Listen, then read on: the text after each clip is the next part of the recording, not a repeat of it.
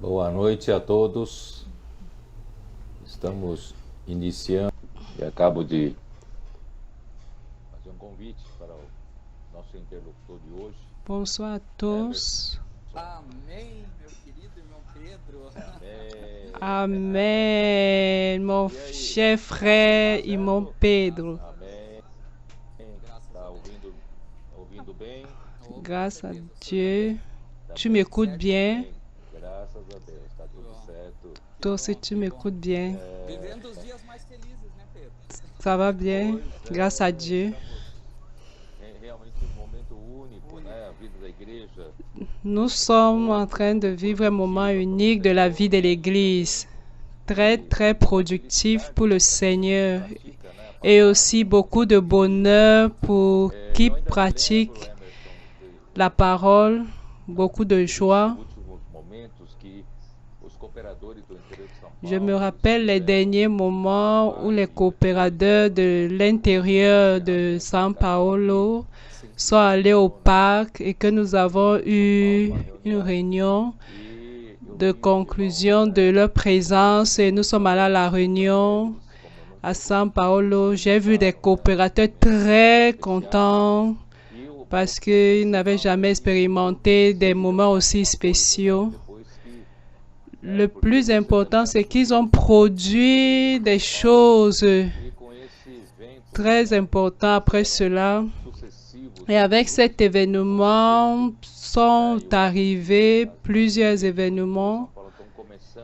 Et je crois que les églises de l'intérieur de São Paulo sont en train de travailler avec les livres et ils ont compris que c'est avec les livres que nous devons prêcher l'évangile du royaume. Et j'ai vu que les choses sont en train de changer. Raconte un peu comment étaient les séquences. Ouais, je me rappelle de ce verset du livre d'Éphésiens qui dit que on doit chercher, connaître quelle est la volonté du Seigneur. Et les églises de l'intérieur de São Paulo sont en train de comprendre cela. Et j'ai eu une joie intense dans le cœur et il y a un changement. La parole est en train de produire quelque chose. Et la parole est en train de produire, grâce à Dieu. C'est en train de produire ici, là, nous avons vu la joie des frères, les sœurs, les frères sont sortis, que ce soit dans leur lieu de travail, s'aimant les livres, par la voix de puisse prier pour vous. L'unité ne doit pas manquer dans tout cela. Les frères en sortant sont en train de sortir avec des cartons de livres. Je parlais avec Alex, quelqu'un du comportage qui a une équipe. Ils sont en train de travailler ici à l'intérieur de São Paulo. Nous étions en train de converser et il disait que nous devons pouvoir atteindre notre objectif. Les choses sont en train d'être fructueuses grâce au Seigneur. Et j'ai fait savoir que la coopérative aussi doit être un lien. Ça ne doit pas être quelque chose de distant. Ça ne doit pas seulement être quelque chose pour la distribution des livres. Ça doit aussi faire partie de cela.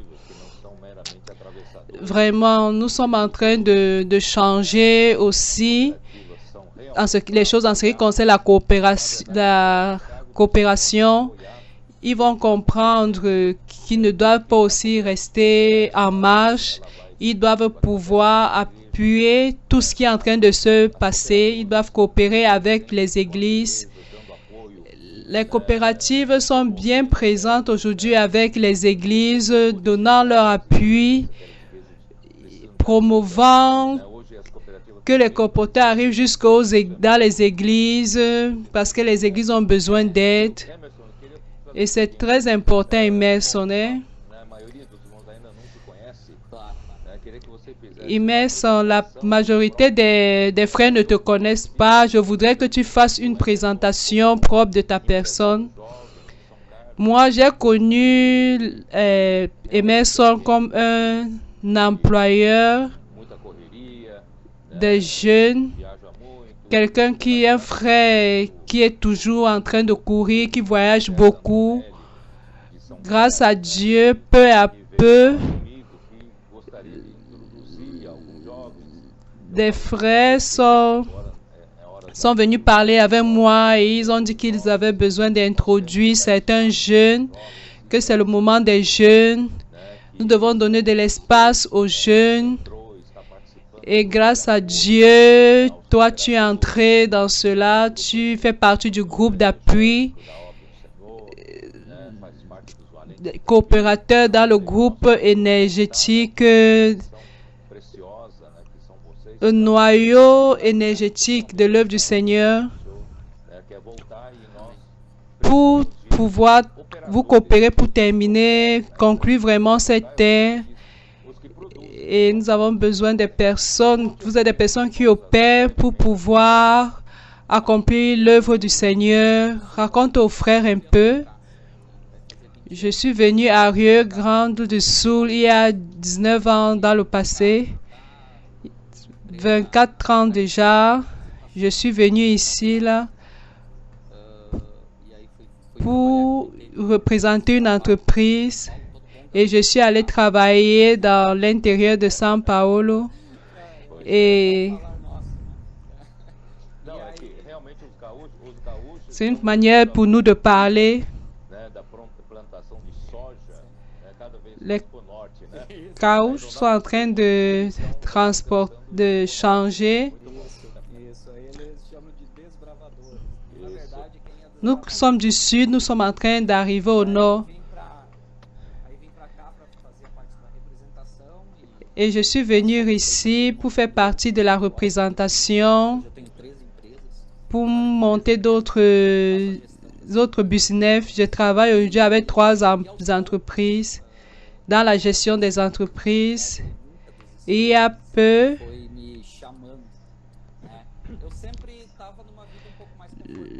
le Seigneur a toujours été là pour l'appeler. J'étais dans une vie un peu plus confortable. Et pour moi, il dit, ah, c'était bien la structure. Et tout entrepreneur finit par montrer son entreprise. À la fin de la semaine, il travaille. Mes frères, ce n'est pas ça. Grâce à Dieu, le frère Cesse a toujours été là pour insister, pour m'appeler. Grâce à Dieu pour le frère qui a toujours été là pour m'introduire, les frères m'introduire, les jeunes également. Grâce à Dieu, aujourd'hui, je parviens à faire une gestion un peu meilleure pour pouvoir servir plus le Seigneur. Grâce à Dieu. Mais, bon, c'est ça.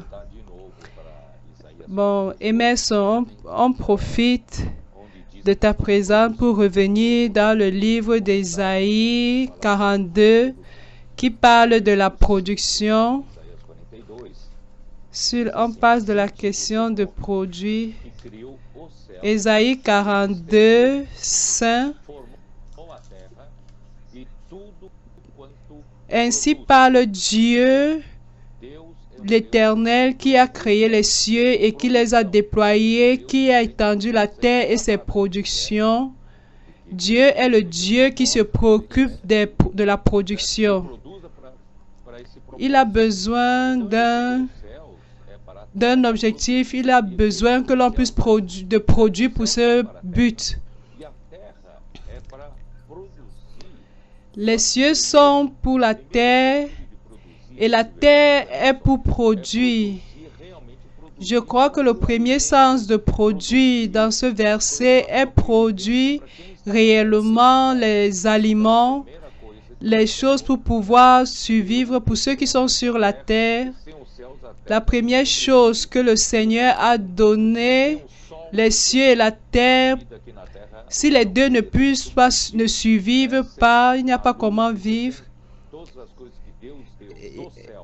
Saint la lumière, saint toutes ces choses que Dieu a données au ciel pour la terre ne produirait pas. Sans la pluie également, grâce à Dieu, la terre produit. Mais il n'y a pas de sens quand la terre produit simplement pour sa survie. Si Dieu nous a créés sur cette terre, c'est avec un but. Et ce but, c'est pour faire la volonté de Dieu. En quelques termes, les cieux sont pour la terre, pour la production, pour la survie de ceux qui sont sur la terre. Et la terre est produit pour la survie de l'homme. Mais l'homme n'est pas ici sur la terre, pas seulement pour manger et boire. L'homme est ici sur la terre pour produire pour le ciel, pour produire pour Dieu. Et à la suite de ce verset, il est dit qu'il a donné la respiration à ceux qui la peuplent et le souffle à ceux qui y marchent.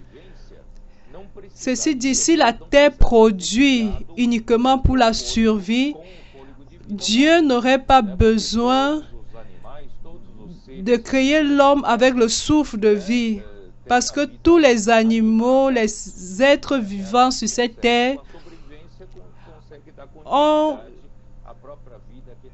une vie animée, avec la survie, permet d'avoir une continuité de la vie sur cette terre, mais ils n'ont pas comment faire pour réaliser la volonté de Dieu.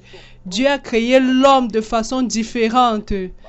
Avec le souffle de vie, il a soufflé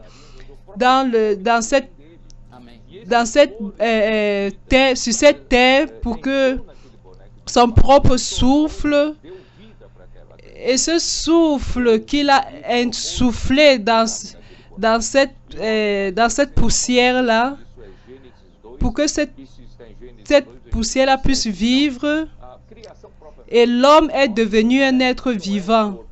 À Genèse 2, verset 7, montre que la création de l'homme n'est pas seulement pour le corps, mais le souffle de vie, l'esprit que Dieu a soufflé à l'intérieur de l'homme.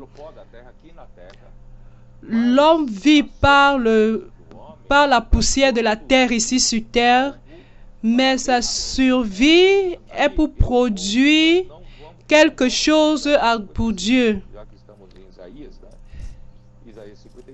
Alors à Isaïe 55, verset 10, dit: comme la pluie et la neige descendent des cieux et n'y retournent pas, sans avoir arrosé, fécondé la terre et fait germer les plantes, sans avoir donné de la semence au semeur et du pain à celui qui mange. Ce verset paraît être que cela est concentré sur la production de la terre pour la survie et la continuité de la vie sur terre. Réellement, c'est pour ça, mais la terre existe pour produire pour le ciel. C'est pourquoi le verset 11, le verset 10 ne finit pas, mais va jusqu'au verset 11. Et il commence avec la parole de Dieu. Ainsi en est-il de ma parole qui sort de ma bouche, elle ne retourne point en moi sans effet, sans avoir exécuté ma volonté et accompli mes desseins. Le verset 11 montre que l'homme est ici sur terre à cause de pour que la terre puisse produire. Et la terre en produisant, ce n'est pas seulement pour notre survie, mais les milliards d'hommes sur cette terre qui vivent sur cette terre, la majorité vivent pour la subsistance, courant pour leurs affaires, pour leur réussite, pour leur plaisir. Ils vivent en cherchant leurs propres objectifs sur cette terre. Mais quand vient le moment final, il n'y a rien qui s'est produit pour Dieu. Grâce à Dieu, Dieu a son Église qu'il a engendrée au travers de la mort et de la résurrection de Christ. Et maintenant, l'Église a besoin de produire pour Dieu. Et comment l'Église produira pour Dieu? Le ciel a pourvu à la terre pour la production et tout commence par la parole. C'est pourquoi je viens insister sur la question de la parole. Ainsi dit le Seigneur, ainsi en est-il de ma parole qui sort de ma bouche.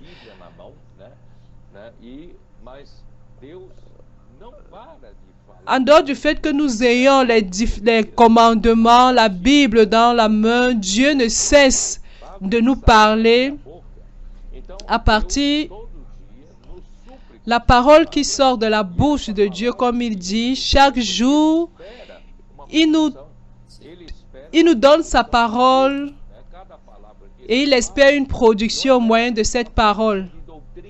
Et chaque parole qu'il parle n'est pas seulement pour une formation doctrinale, ce n'est pas pour que nous étudions comme une théologie, mais la parole, c'est pour produire quelque chose pour le ciel, pour faire la volonté de Dieu. Pour cela, grâce à Dieu, aujourd'hui, nous sommes au meilleur moment. L'Église a compris ce fardeau-là et nous devons donner beaucoup de valeur pour la parole prophétique. Nous comprenons que le dernier présent que le Seigneur a donné pour cela, c'est l'immersion dans la parole. Et en faisant l'immersion, cela nous constitue dans la parole. Cela nous donne de pouvoir plonger dans la parole. Et cette parole nous constitue, nous sature, nous remplit de ce fardeau, nous remplit de l'amour de Dieu. Et quand nous sortons dans les rues, que ce soit dans notre vie quotidienne, que ce soit dans la vie du travail, que ce soit en famille,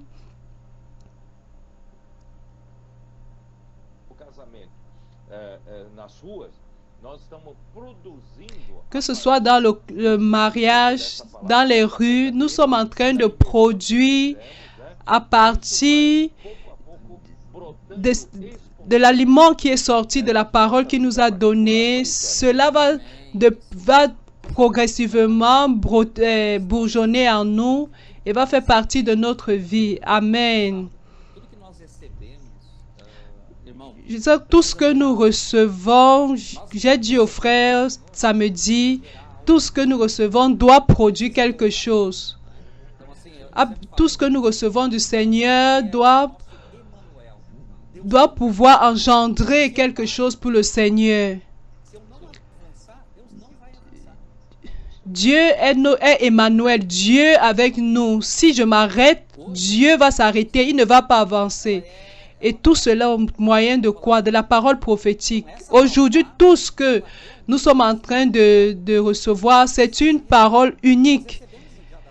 Et cette parole a besoin de produire réellement quelque chose pour le Seigneur. Cette parole doit réellement retourner au Seigneur. Elle doit devoir engendrer quelque chose sur cette terre. Et elle est en train d'engendrer Pedro. Elle a déjà engendré une réaction des frères. La parole prophétique a déjà engendré une réaction des frères. L'immersion dans la parole a engendré quelque chose, une réaction pour les frères. Maintenant, nous sommes en train de produire des choses pour Dieu. Le meilleur de tout, Emerson, que le Seigneur nous fait comprendre. Et quand tu étais au parc et que vous étiez aussi dans la rue, vous avez perçu que le Seigneur a besoin de nous aligner de telle manière que ce ne soit pas par notre propre capacité que nous produisions pour le Seigneur, Nous avons été longtemps dans la vie de l'Église et peu ou plusieurs ont été influencés que nous sommes en train de travailler pour Dieu. Nous devons utiliser notre capacité pour administrer l'Église, prendre soin des frères. Mais grâce à Dieu, dernièrement, ça n'a pas été aussi clair que maintenant, que ce qui fait l'œuvre de Dieu, c'est la propre parole de Dieu qu'il envoie, comme la pluie qui féconde la terre. C'est la parole qui nous féconde pour nous rendre utiles entre les mains du Seigneur. Nous sommes à peine des canaux de ce fleuve de la glace. Et une fois saturés, une fois que cette parole nous sature au moyen de l'immersion, elle est spontanément appliquée dans notre quotidien. Elle exécute le travail de Dieu.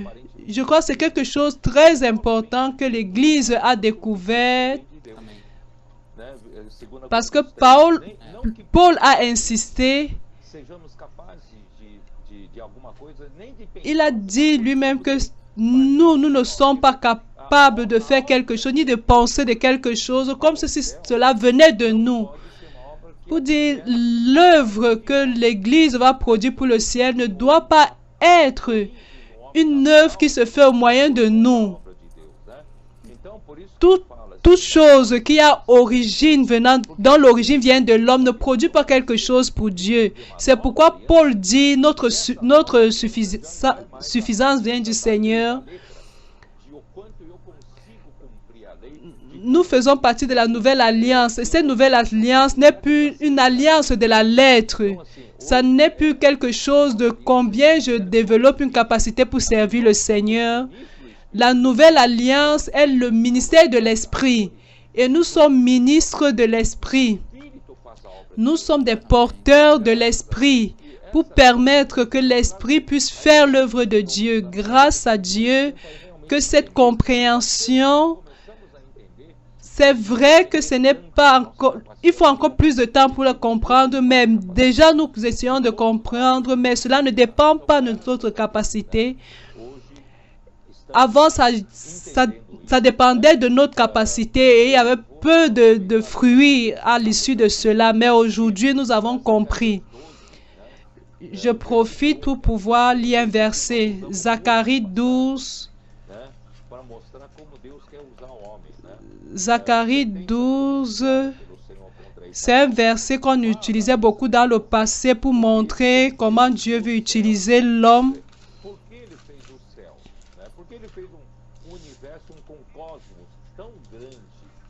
Pourquoi Dieu a fait le ciel? Pourquoi il a fait l'univers avec le cosmos? Zacharie 12, 1. Le ciel existe pour la terre parce que la terre est insignifiante.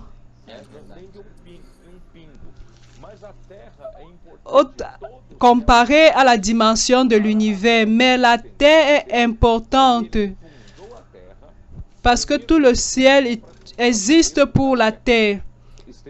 Il a d'abord étendu le ciel pour pouvoir fonder la terre.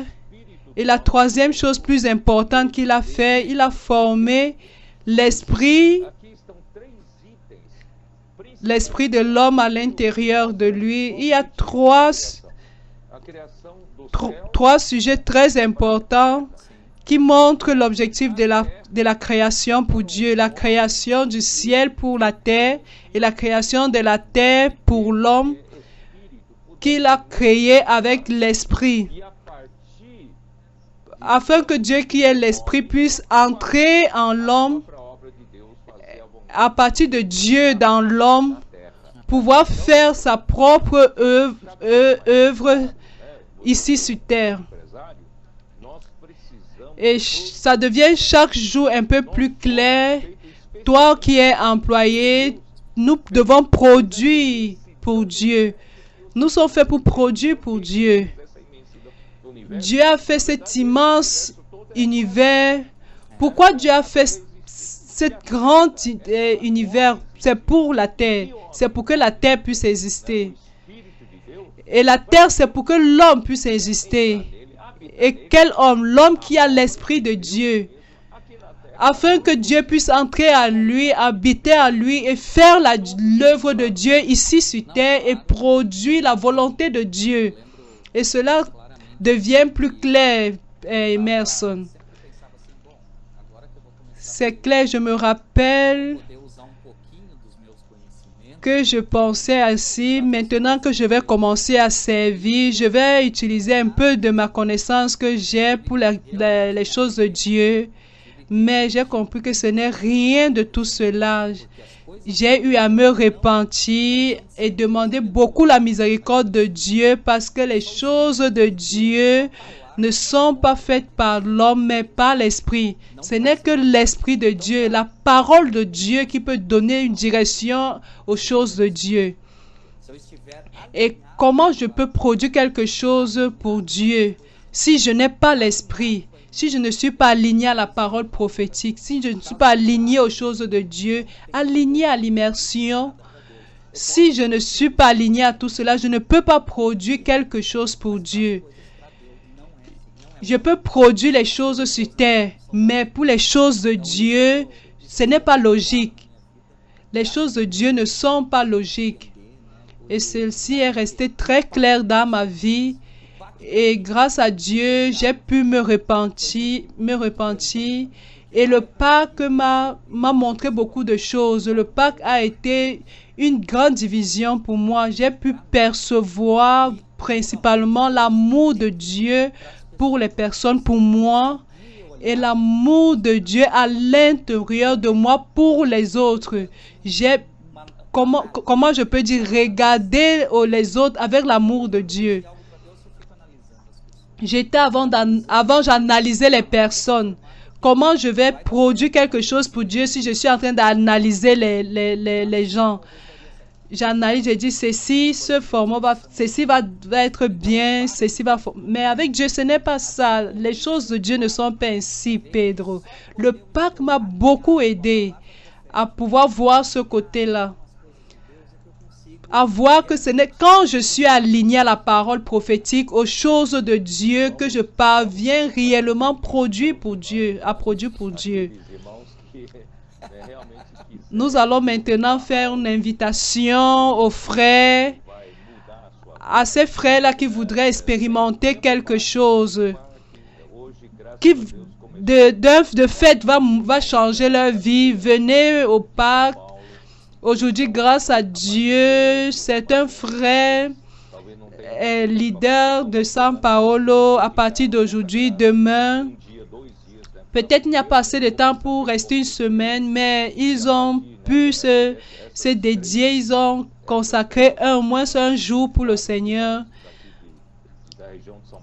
À partir de ces 3-4 semaines, il y a des frères venant des régions de São Paulo, ils sont en train de participer, même avec peu de jours.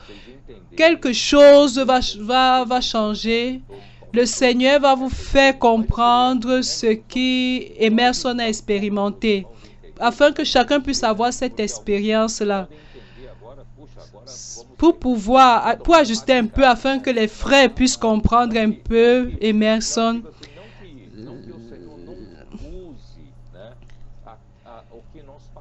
Ce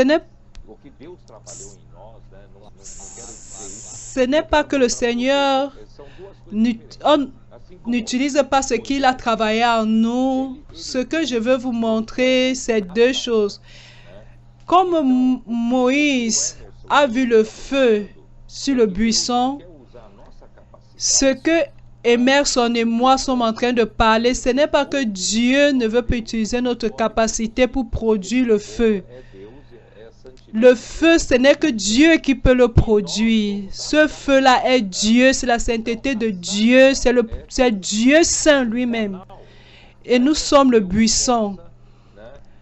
Et le buisson est comme un canal. Pour que Dieu puisse faire sa propre œuvre au moyen de sa parole. Nous ne sommes pas en train de dire que Dieu ne veut pas utiliser notre capacité, mais il ne veut pas utiliser nos ressources humaines pour pouvoir produire le feu. Dieu, durant toute la vie, a préparé Emerson, toutes les expériences entrepreneuriales qu'il a eues dans les relations, la maturité qu'il a eue, tout cela, le Seigneur a utilisé ça pour préparer le canal. Ce n'est pas le contenu du fleuve de la grâce, mais c'est le canal qui lève le fleuve de la grâce. Cela est important. Tout ce que j'ai passé dans ma vie, dans la vie professionnelle aussi comme ingénieur, avec ma tête d'ingénieur, j'ai aussi été professeur pendant 17 années à l'université. Plusieurs années servant le Seigneur, tout cela certainement a préparé un canal. Et ce canal, un canal qui fait passer le fleuve de la grâce, qui fait passer Dieu pour qu'il y ait production. Il y a des différences au niveau des canaux, mais Dieu certainement utilise ce qu'il a travaillé en nous. Mais ce que moi et Emerson nous sommes en train de vous dire, c'est que notre capacité, ce n'est pas notre capacité d'exécuter l'œuvre de Dieu, mais c'est Dieu nous utiliser comme canaux pour pouvoir permettre l'écoulement de ce fleuve. Dieu utilise le canal de Emerson pour pouvoir, ce qu'il a travaillé en lui pour pouvoir fluer, pour pouvoir couler pour certaines situations également dans ma vie. Alors la préparation du canal est importante. Le canal n'est pas la matière première. C'est pourquoi je viens insister dessus. La matière première est Dieu, c'est l'amour de Dieu. Et ce que Dieu veut produire à la fin, c'est que l'amour de Dieu va produire, c'est ce tissu d'amour. Le message 20 qui est le thème de ce live, c'est que nous puissions nous revestir de l'homme nouveau, nous revêtir du splendide de Christ, des tendres affections de miséricorde. Et dans ce message, il nous est montré que tout ce que nous avons vu au niveau de l'homme nouveau, les tendres affections de miséricorde, c'est l'amour en fait. Le résumé de cela, de tout cela, c'est l'amour. Alors quand nous sortons pour prêcher l'évangile dans les rues, dans notre lieu de travail, dans nos relations avec mon épouse, ma famille, avec les frères de l'église, avec qui nous servons, quand nous prenons soin des personnes dans le réseau de suivi, cette matière première qui vient au moyen de l'immersion dans la parole nous aide à prendre soin des personnes. Parce que nous ne pouvons pas utiliser notre capacité naturelle pour le faire. La matière première, c'est pour produire ce tissu d'amour. Et ce que Dieu veut produire ici entre les hommes, c'est seulement par la matière primaire de Dieu qui est le propre Dieu lui-même, l'amour de Dieu. Exactement, Dieu lui-même est la perfection. L'amour réellement, il n'y a pas comment aimer avec ma propre capacité. C'est pourquoi Dieu coule au travers de nous chaque jour pour nous laver. C'est Dieu qui aime les personnes au travers de moi, au travers d'un canal.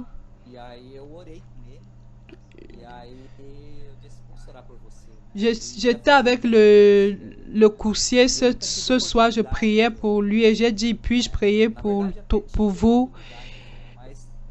Ça fait longtemps que je suis avec lui, mais je n'ai pas eu l'opportunité de prier pour lui. J'ai eu l'opportunité, mais le canal n'était pas en train de couler comme il devait. Mais aujourd'hui, j'ai eu l'opportunité, j'ai prié et j'ai pu passer le livre. Et il a dit au Emerson, je n'avais jamais imaginé que la prière pouvait changer ma vie maintenant, mon histoire maintenant. Parce que j'ai eu un sentiment très grand à cause de la prière. Réellement, l'amour pour des personnes vient de Dieu. Comme canal, nous avons besoin de laisser Dieu couler pour pouvoir aimer les personnes, regarder les personnes avec cet amour. Dieu veut des personnes. L'intention de Dieu, c'est aimer les personnes. Dieu ne veut pas seulement les personnes, mais il veut des personnes travailler par l'amour de Dieu, entrelacées avec Dieu, avec les jeunes. Dieu veut créer quelque chose de compact, si uni. Il n'y a que l'amour pour unir toutes les choses avec perfection. Réellement, cette phrase,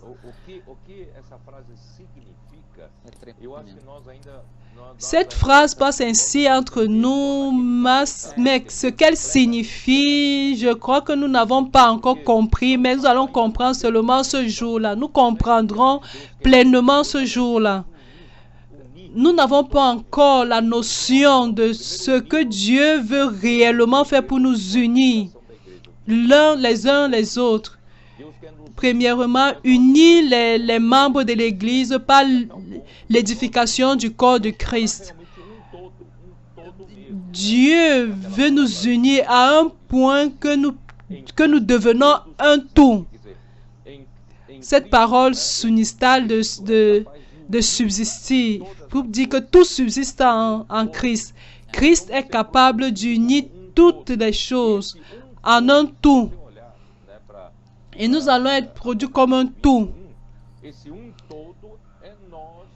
Et si tu regardes Apocalypse 21, nous allons voir que ce tout-là, c'est quelque chose d'organique. Le tabernacle de Dieu avec les hommes, c'est Dieu avec nous, Emmanuel. Et à la fin, il sera notre Dieu et nous serons son peuple. La Bible Jérusalem intéressante dit, Dieu avec lui sera notre Dieu. Dieu sera si uni avec l'homme au moyen de l'amour. Dieu lui-même sera uni à nous au travers de ce processus d'amour, mais pas uni toutes choses entre elles, mais uni toutes choses avec lui. Et ce qui nous unit, c'est l'amour agapé de Dieu. C'est pour cela que Colossiens 3 au verset 12 dit, le thème du message dernier, ainsi donc, comme des élus de Dieu saints et bien-aimés, revêtez-vous d'entrailles de miséricorde, de bonté, d'humilité. Ce sont les sentiments très profonds. Ceci montre que quand nous sommes revêtus de Christ, nous sommes revêtus du propre amour de Dieu, parce que Christ est Dieu et Dieu est amour. Et alors, quand nous nous revêtons de l'homme nouveau, nous nous revêtons des tendres affections de miséricorde. Nous souffrons un changement parce que dans le vieil homme, nous n'avons pas cela. Parce que dans le vieil homme, celui qui commandait le vieil homme, c'était Satan.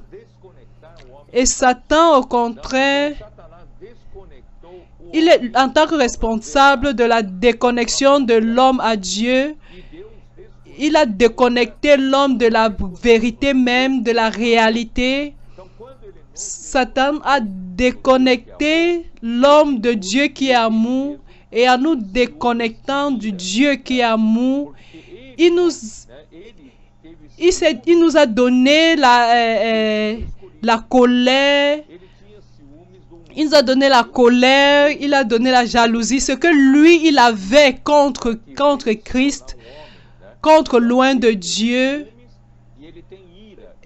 contre Christ, contre Jésus, Jésus qui est venu, l'enfant qui est venu comme homme et il était rancunier, plein de rancœur. Il a développé cette colère à l'intérieur des hommes de la perdition. Et nous qui étions avant de ce côté-là, il nous a remplis d'indignation.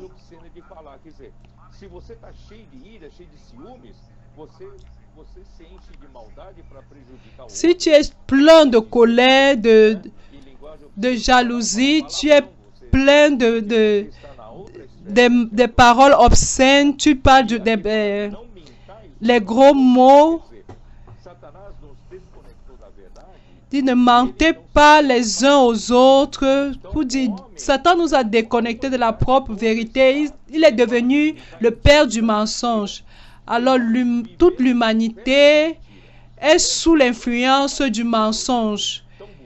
Et en vivant sous cette influence, ce monde qui paraît coloré, beau, c'est une illusion, c'est une fausseté. Et quand nous nous traitons les uns les autres avec honnêteté, à cause de l'intérêt propre, l'homme aujourd'hui, dans le traitement avec son semblable, utilise les demi-vérités, il utilise les paroles qui lui donnent qui lui ramènent un profit. Grâce à Dieu, nous sommes aujourd'hui revêtus de l'homme nouveau et cet homme nouveau est rempli d'amour. Il est plein de vérité. Il parle la vérité, il ne parle plus de mensonges. Cet homme nouveau est plein de lumière. Il est rempli de justice, de sainteté. Nous avons changé d'adresse. C'est pourquoi il dit... Qu'est-ce qui est à l'intérieur de nous? C'est le splendinon de Christ. Il dit, revêtez-vous d'humilité, de douceur, de patience. Le verset 13 fait déjà partie du message d'aujourd'hui dont nous parlons. Supportez-vous les uns les autres, et s'il leur a sujet de se plaindre de l'autre, pardonnez-vous réciproquement, de même que Christ vous a pardonné, pardonnez-vous aussi. Comme nous avons changé d'adresse, nous avons encore des choses à traiter. Des choses à traiter de notre vieil homme. Quand nous étions dans le vieil homme, nous nous offensions les uns les autres. Nous ne sommes plus dans le vieil homme, mais étant l'homme nouveau aujourd'hui, nous avons besoin de traiter ce qui est en suspens. Nous devons traiter tout cela pour que nous ayons de la paix. Et tout cela passe par la demande du pardon. Nous devons demander pardon. Christ, qui ne nous a rien fait, lui, il a eu le cœur pour nous pardonner. Alors nous n'allons pas rester mesquins et disant, ah, tel nous a fait ceci, nous a causé préjudice. Je ne vais pas demander pardon. Sinon, si c'était le cas de Christ, Christ ne nous pardonnerait jamais. Mais grâce à Dieu, nous avons le splendinon si grand aujourd'hui. Nous allons pratiquer le pardon pour que l'Église puisse avoir la paix. Et ensuite, il est dit,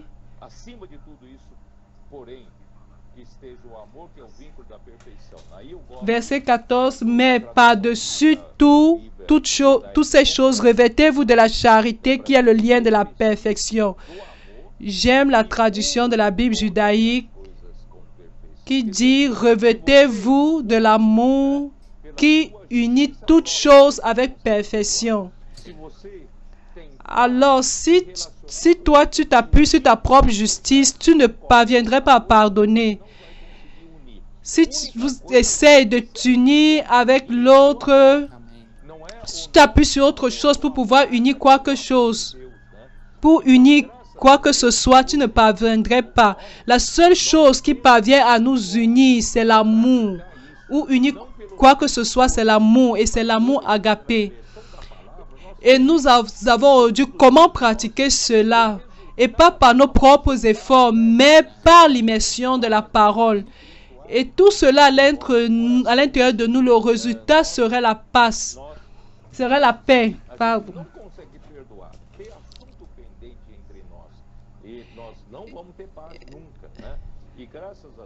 Nous ne parviendrons pas à pardonner de nous-mêmes. Mais quand nous nous pardonnons les uns les autres et permettons que l'amour de Dieu, au travers de l'immersion dans la parole, nous unisse avec les autres, Dieu va parvenir au résultat.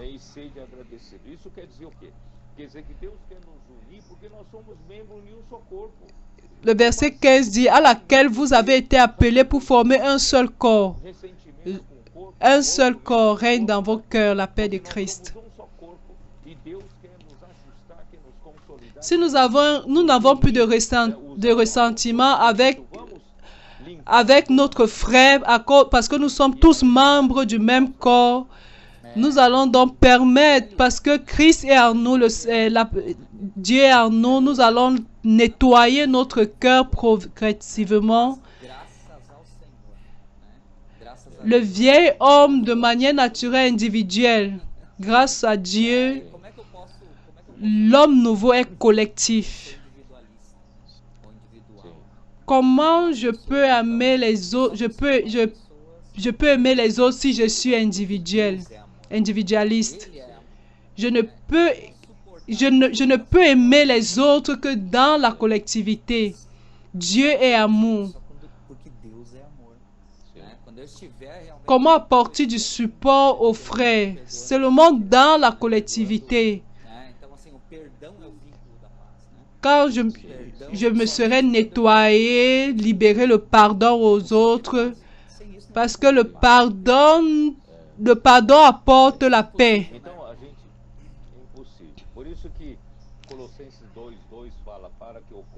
Impossible. C'est pourquoi Colossiens 2 dit, afin qu'ils aient le cœur rempli de consolation et qu'ils soient unis dans la charité. Et cette parole de lier ici veut dire entrelacer. Notre relation dans le corps de Christ, ce n'est pas, va au-delà de l'amitié. Dieu désire nous entrelacer, mais comment Dieu va nous entrelacer si nous n'avons pas de contact avec la matière première, qui est l'œuvre, avec la matière première de Dieu qui est l'amour? Nous avons besoin d'avoir seulement un peu d'amour de Dieu en allant à la réunion de l'église.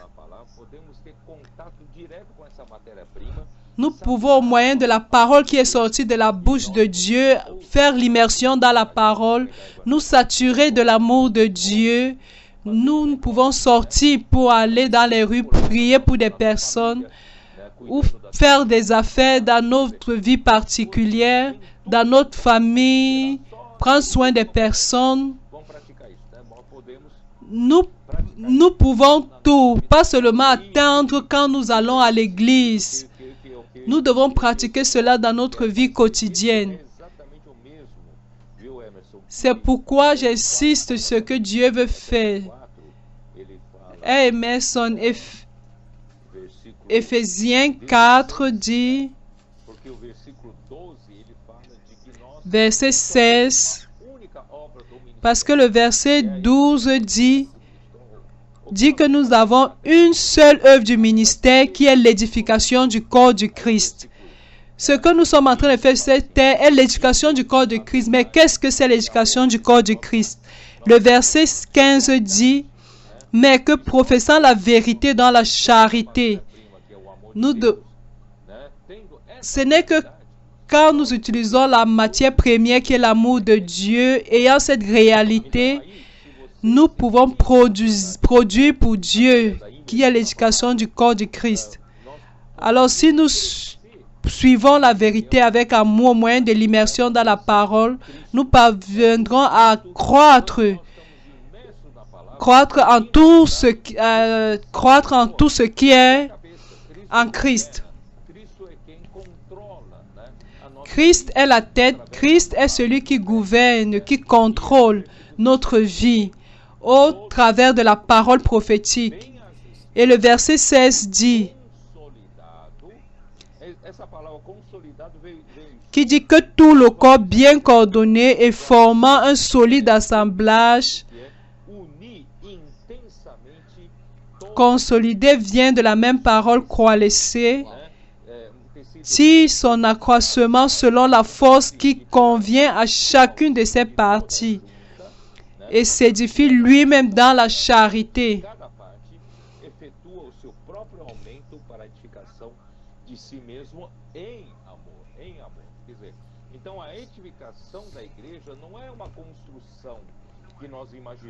Dans l'amour, pour dire quoi? L'édification de l'Église n'est pas une construction que nous imaginons. Cette confection de ce tissu d'amour, chaque fois plus unissant les hommes avec les hommes et les hommes avec Dieu au moyen de l'amour de Dieu. L'amour de Dieu est l'unique élément qui puisse nous unir avec perfection. Grâce à Dieu, c'est pourquoi à Agé 2:11, quand l'édification de la maison du Seigneur a été terminée, la gloire de Dieu a rempli sa maison. Et cela donnera la paix. Et la paix ici, c'est shalom. J'ai déjà parlé au sujet de shalom. Et cela montre que tous les aspects de la maison ont été bien... ils étaient bien chassés et la maison du Seigneur serait édifiée. Et quand elle sera édifiée, elle sera remplie de la gloire de Dieu, parce que la paix de Dieu sera donnée en ce moment-là. Et Dieu donnera la paix. Je vais seulement 1 Chronique 23-24. Et le Seigneur donnera la paix et habitera à Jérusalem pour toujours. Éphésiens 2:22. Et là, Éphésiens 2:22, Dieu aura son habitation complète. Et là où il y aura la paix, c'est là où il y aura le gouvernement de Christ. La volonté de Dieu, c'est que Christ puisse être le chef sur toutes choses.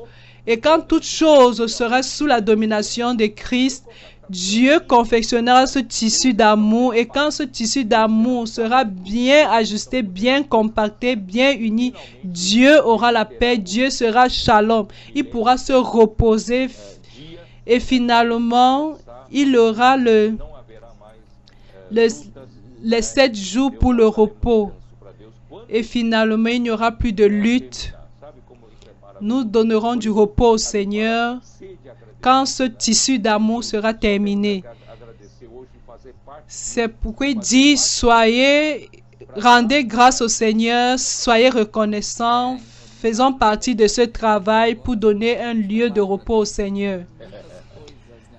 Dans la réalité, nous donnons encore beaucoup de travail à Dieu sur plusieurs choses.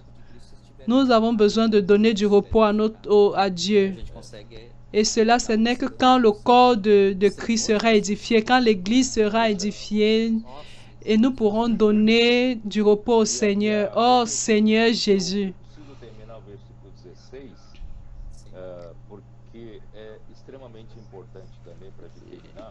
Habite ricamente em nós a palavra de Cristo, instruí-vos e aconselhai-vos mutuamente em toda sabedoria, louvando a Deus com salmos e hinos, cânticos espirituais, com gratidão em vossos corações. Aqui, na verdade, é trecho, texto. Verset 16. Exhortez-vous les uns les autres en toute sagesse, par des psaumes, par des hymnes, par des cantiques spirituels, chantez à Dieu dans tous vos cœurs sous l'inspiration de la grâce. Éphésiens 5 nous fait comprendre de ne pas nous enivrer du vin, mais de se remplir de l'esprit. Tant à Éphésiens comme à Colossiens, Paul écrivait déjà dans la première prison romaine où il était déjà bien.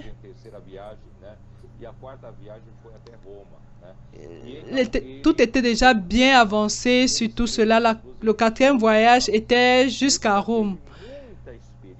Alors à Rome, il écrit ses épîtres. Il avait plusieurs expériences pour qu'il puisse nous dire quel est le chemin pour que Dieu puisse parvienne à faire sa volonté, l'éducation de son Église. Quelle est la manière pratique pour pouvoir le faire? C'est pourquoi il dit remplissez-vous de l'esprit. Mais comment vous remplir de l'esprit? Alors il a donné quelque chose de pratique qui est l'équivalent de l'immersion de la parole dans la parole aujourd'hui. Nous devons, je mets l'emphase sur ça. Oui, il dit exhortez-vous les uns les autres en toute sagesse, pas des psaumes, pas des hymnes.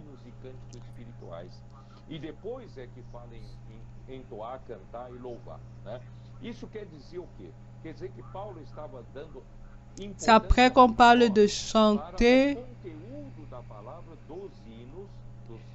Ici, cela montre que Paul était en train de donner l'importance sur les paroles des psaumes, des hymnes et des cantiques spirituels. Parce qu'à ce moment-là, il n'avait rien dans la main.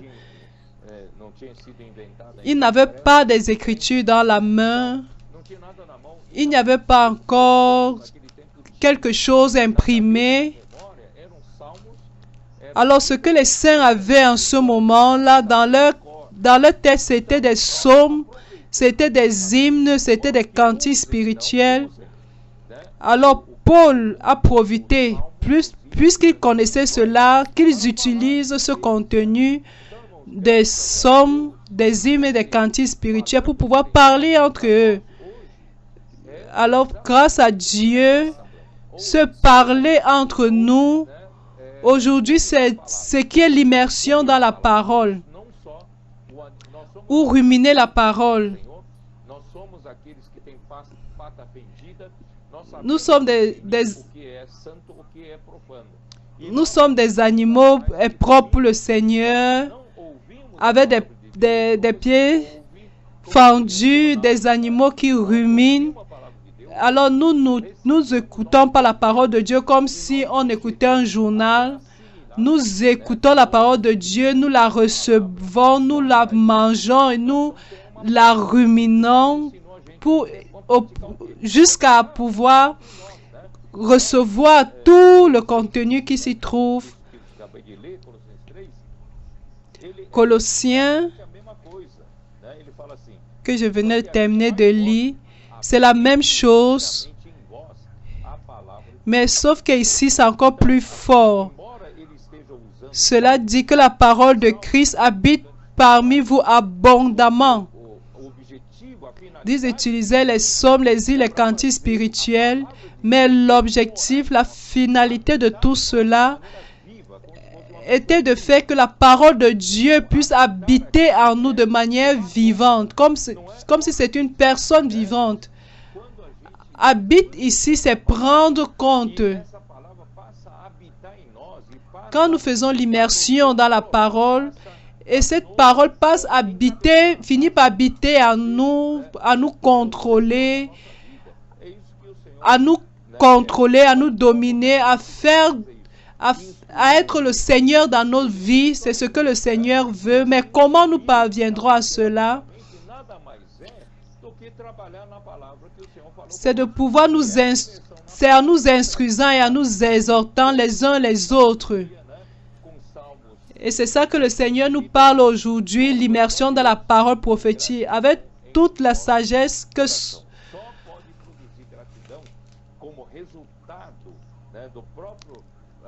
chantant à Dieu dans vos cœurs sous l'inspiration de la grâce. On ne peut manifester de la gratitude que quand la parole de Dieu commence à travailler en nous.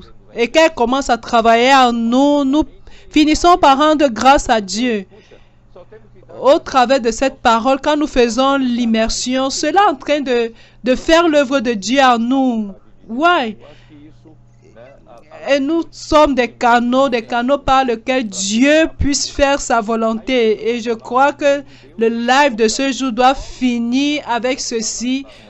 Fait comprendre aux frères que l'immersion dans la parole, c'est le chemin que Paul nous a donné, qu'elle était déjà dans la première prison romaine. Il avait déjà cette expérience, pouvoir aider les frères à ce que la parole de Dieu puisse habiter en eux. La parole de Dieu, Dieu dit que nous ne puissions pas nous enivrer du vin de ce monde. Nous ne devons pas entrer dans toutes les choses de cette terre, mais à la suite, il nous donne la solution. Pour que cela ne puisse pas arriver, il dit, je vais te donner une solution. Parlez entre vous, immergez dans la parole, cherchez le Seigneur, et ainsi vous n'allez pas vous enivrer du vin de ce monde. Oh Seigneur Jésus, que c'est merveilleux. Le Seigneur donne toujours une solution. Il donne la solution pour produire quelque chose, pour produire qui? Cette production, c'est nous-mêmes. Ça produit de l'amour en nous, la parole en nous. Et parce que c'est au travers de la parole que l'œuvre est faite. L'immersion dans la parole qui fait l'œuvre. Jusqu'en Afrique, quand nous étions, j'ai dit aux frères que la parole prophétique, l'immersion sont liées aux miracles qui se produisent. Elles sont ensemble. Si je suis en train de suivre la parole prophétique, je vois que tout ceci est de Dieu. Si je suis en train d'immerger dans la parole, le miracle va se produire dans toutes choses. Nous n'allons rien faire. Le Dieu va faire toutes choses parce que c'est la parole qui fait les choses. Oh Seigneur Jésus. Hier, Emerson, tu es venu jusqu'ici à São Paulo. Nous avons eu une bonne communion avec les frères qui sont venus de l'Afrique pour pouvoir comprendre réellement ce qui se passe là-bas, ce qui se passe ici pour pouvoir amener là-bas. C'est pourquoi les frères qui sont de l'Afrique du Sud, Madagascar, de Mozambique, sont venus, les frères du Kenya, d'Ouganda, du Congo. Je ne sais pas si j'ai échappé de dire que j'ai manqué de dire quelque chose. Et tous, de façon unanime, disaient que la vie de l'Église conventionnelle, comme eux, ils vivaient, n'avait pas un futur, n'avait pas une manière de pouvoir atteindre des personnes de façon grande, avec une grande attente et pouvoir produire l'homme mâle. Et hier, en réfléchissant de manière meilleure, nous qui sommes d'un autre continent, attendant que l'homme mâle puisse naître en Afrique pour que nous puissions être enlevés ensemble. Moi, depuis ces 4-16 années, le Seigneur est en train de nous montrer un chemin pour que nous puissions voir le chemin par lequel l'homme mâle va surgir. Nous, ici en Amérique du Sud, pratiquons chaque jour la vie de l'Église. La manière conventionnelle produit peu de choses pour le Seigneur. Grâce à Dieu, il a résolu d'accélérer les choses en utilisant les ouvriers de la dernière heure. Et le Seigneur a commencé à montrer par le colportage dynamique comment, au travers de cela, nous montrer le chemin, un chemin. Être simple à la parole prophétique, aimer la parole prophétique, obéir en elle, utiliser pour pouvoir faire le colportage. Et aujourd'hui, nous comprenons qu'elle s'applique aujourd'hui à notre vie également, mais bien que nous ne soyons pas colporteurs, et nous avons un outil très important aujourd'hui qui est prouvé, l'immersion dans la parole, avec ces deux versets à Éphésiens et à Colossiens qui nous montrent que Dieu avait déjà montré ce chemin à l'Église. Et avec cela, la venue, l'apparition de l'homme mâle, c'est quelque chose d'évident. Les adolescents sont en train de prendre le devant, nos enfants, grâce à Dieu. Oui, nous avons une perspective de pouvoir voir l'homme mâle se former et l'homme pouvoir enlever ses vainqueurs. Je suis très content, Emerson. Moi également, frère Pedro, quand je suis allé en Afrique, tous ces jeunes adolescents, ils étaient très obéissants, mais ils sont aussi timides. Ils sont obéissants, mais ils sont aussi bien timides.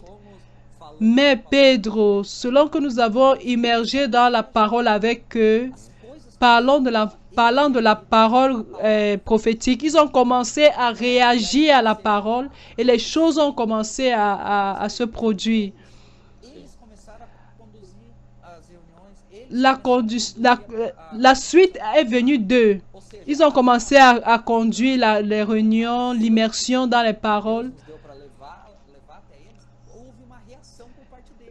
La parole que Dieu nous a donnée pour pouvoir amener jusqu'à eux, ils ont commencé à l'utiliser et ça a apporté du changement au milieu d'eux. Aujourd'hui, nous pouvons témoigner le miracle qui se produit au moyen de la parole, l'immersion dans la parole. Il se produit des miracles. Les frères qui sont en train de nous écouter, je voudrais qu'ils comprennent et perçoivent réellement que la parole prophétique, l'immersion dans la parole prophétique engendre les miracles. Les choses commencent à se manifester sur la terre et réellement l'homme mâle est en train de naître. Moi, Emerson, je suis en train de percevoir que le continent africain, pour le fait qu'ils ont beaucoup des adolescents, de jeunes, et que beaucoup d'entre eux sont obéissants de par la culture qu'ils ont, parce qu'ils respectent beaucoup la personne plus âgée, supérieure à eux, les aînés. La pratique dans l'immersion, la parole prophétique, les cris de guerre, ces garçons vont devenir des guerriers, des lions. Dans ma perception spirituelle, je vois que le continent africain va avoir un changement rapide au moyen des jeunes, des adolescents, et va former une grande armée. Et d'autres continents ne peuvent pas rester en arrière parce que la Bible dit les premiers seront les derniers. Parce que quand on s'accommode avec ce qu'on a, pour finir, on s'accommode et on se moque de la tortue. Pour finir, la tortue va finir par vaincre. Nous allons aimer cet outil afin que le Seigneur puisse nous inclure dans l'homme mâle comme des vainqueurs. Nous n'avons pas besoin de questionner. Le frère Emerson qui a expérimenté, il est en train de voir des miracles qui se produisent chaque jour, le surnaturel. Nous allons avancer. Pour terminer, il se fait déjà tard. Je vais te demander, comme simple interlocuteur, de pouvoir faire une prière pour pouvoir bénir tous ceux qui nous écoutent. Seigneur, nous sommes reconnaissants pour tout ce que tu es en train de faire, pour tout ce que tu nous parles les uns aux autres. Nous prions le Seigneur de continuer de parler à son Église, nous donner un esprit de simplicité, d'obéissance. Seigneur Jésus, mais que tu nous utilises comme canaux. Nous avons besoin d'être des canaux propres, que tu puisses utiliser chaque frère, chaque sœur ici sur la terre pour être un canal de fructification pour ton œuvre. Et spécialement que le Seigneur puisse revenir. Seigneur Jésus, Amen. Amen. Merci beaucoup, Emerson. J'ai aimé cette communion. Que le Seigneur te bénisse, ta famille et tous ceux qui nous accompagnent. Que le Seigneur soit avec vous. Faites partie de cette armée merveilleuse qui va ramener le Seigneur. Faites partie de l'homme mâle. Faites partie des vainqueurs. Ça, c'est notre fardeau. Que tous ceux qui sont en train de nous écouter, qui sont en train de nous accompagner, pas seulement ceux qui se réunissent avec nous, que tous vous puissiez vous joindre à nous pour pouvoir ramener le Seigneur, pour pouvoir faire que les miracles se produisent chaque jour et prêcher l'évangile du royaume. Alors, Amen. Que Dieu vous bénisse. Amen.